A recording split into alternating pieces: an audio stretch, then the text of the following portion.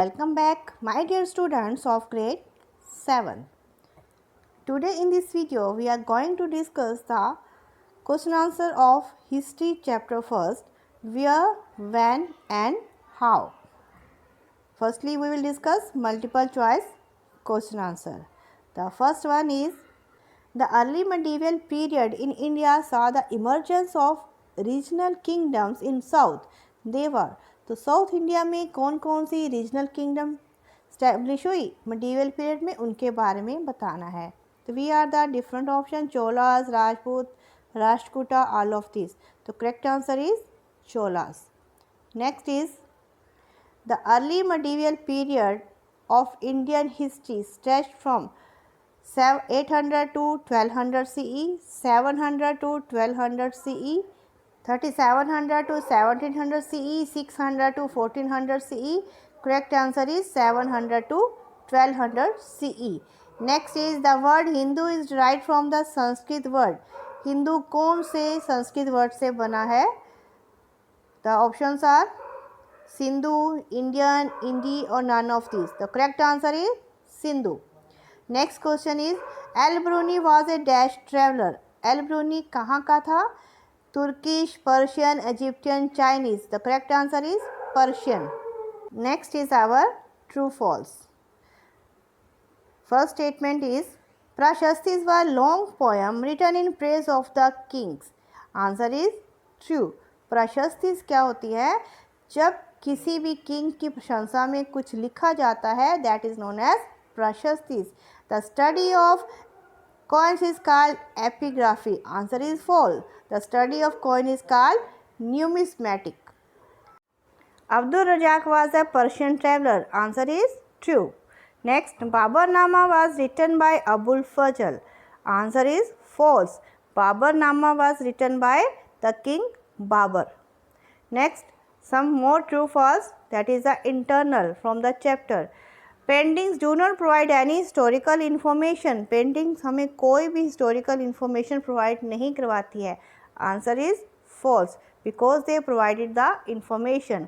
Next, inscription for writings engraved on the soft surface.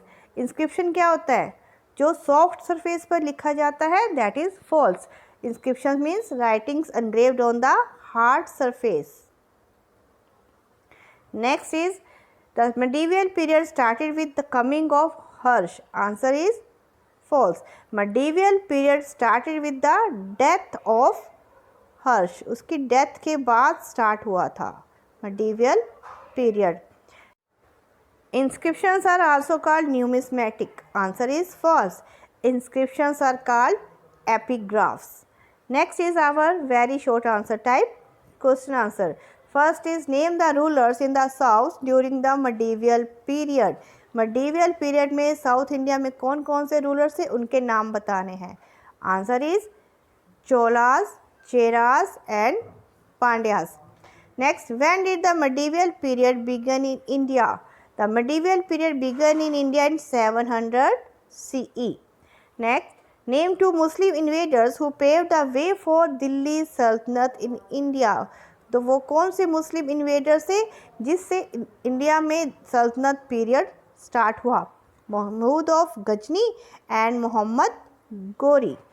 Next our question is, name the two famous movements during medieval period that spread the message of God. That is Bhakti movement and the Sufi movement. Next is our short answer type question answer.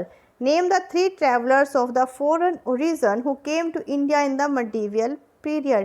इसमें हमने three travellers बताने हैं जो medieval period में India में आए थे. The Persian traveler Al-Biruni, Ibn Battuta from Morocco, Sir Thomas Roy from the Britain. Next is our, what are the different names by which our country was known? पुराने समय में India के कौन कौन से अलग अलग नाम थे? Our country was known by different names such as Bharatvarsh, Bharat, Hindustan, India. Next, which geographical feature in north influences the history of India? North India में कौन कौन से फीचर्स हैं जो इंडियन हिस्ट्री को अफेक्ट करते हैं? The Great Himalayas in the north always acted as a barrier against the foreign invaders. Himalayas foreign invaders से इंडिया को प्रोटेक्ट करता है. Rivers in the northern plains help in the settlement of the invaders. Rivers के कारण northern plains fertile area है, जिस कारण से वहाँ पर लोग बाहर से आकर सेटल हुए हैं. Next question, how are coins useful in giving us information about the medieval period? Coins हमारी कैसे हेल्प करते हैं medieval पीरियड के बारे में कोई भी इंफॉर्मेशन लेने में. The study of coin is called numismatic. The coins generally convey the message and the name of the ruler who issued them. Coins के ऊपर जो भी मैसेज होता है उस रूलर का, जहाँ जिसने उसे इशू किया है उसका नेम लिखा होता है, तो हमें इससे कॉइन से उनके बारे में इंफॉर्मेशन मिल जाती है. The dates of issues help historian to clarify any doubts. और जो उनके ऊपर डेट्स लिखी होती है तो हिस्टोरियन के कोई भी जो डाउट्स होते हैं ये कौन किस समय के हैं, उस समय कौन सा रूलर्स होता है, तो सारे डाउट क्लियर हो जाते हैं. Next, long answer type question answer. What are the different archaeological sources? Explain any one of them in detail. पुराने समय में कौन कौन से आर्कियोलॉजिकल सोर्सेज थे, किसी एक के बारे में डिस्क्राइब करना है. The archaeological sources can be classified into various types: epigraphic evidence, numismatic evidence, and buildings, sculpture, artistic evidence. Numismatic evidence. The study of coin is called numismatic. The coins generally convey the message and the name of the rulers who issued them. तो coins की study से हमें पुराने समय के जो भी rulers हैं उनके बारे में इंफॉर्मेशन मिल जाती है. इस तरह बाकी जो भी सोर्सेज हैं वो भी हमें हिस्ट्री की कोई ना कोई इंफॉर्मेशन प्रोवाइड करवाते हैं. नेक्स्ट है, how are indigenous literary sources helpful understanding the history of the medieval period. जो इंडिजीनियस सोर्सेज होते हैं वो medieval पीरियड की जानकारी देने में कैसे हेल्पफुल होते हैं.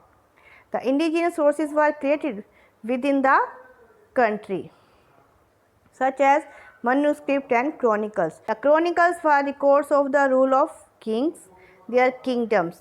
जो chronicles होते हैं किसी भी रूलर, जो भी उस समय के किंग्स होते हैं, जो उस समय की किंगडम्स होती हैं, उनका पूरा रिकॉर्ड रखते हैं. उसके पूरे इंफॉर्मेशन हमें क्रॉनिकल से मिल जाती है. Indigenous sources mostly convey the life style of the rulers, their families, the Wars which they fought. Next, monuments, sculptures are useful source of the information about the medieval India. Describe.